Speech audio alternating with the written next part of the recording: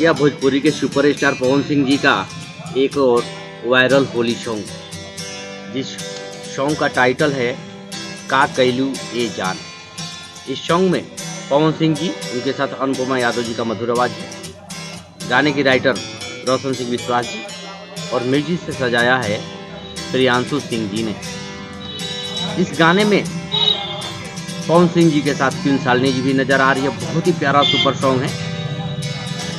यह पवन सिंह ऑफिशियल से आज ही सुबह 1 घंटे पहले रिलीज किया गया है।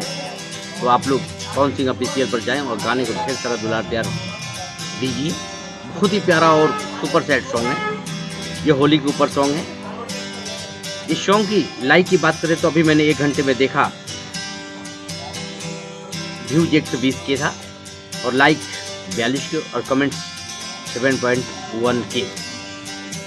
पवन सिंह जी के जितने फैंस हैं, पवन सिंह ऑफिशियल पर जाएं और गाने को ढेर सारा दुलार प्यार दीजिए, क्योंकि आपका दुलार प्यार ही जल्दी से जल्दी इस गाने को मिलियन में पहुंचा देगा। साथ ही अगर आप हमारे चैनल पर नए हैं तो चैनल को सब्सक्राइब कीजिए, शेयर कीजिए, ढेर सारा दुलार प्यार हमें भी दीजिए। मिलते हैं नए अपडेट में, तब तक के लिए बाय, जय हिंद।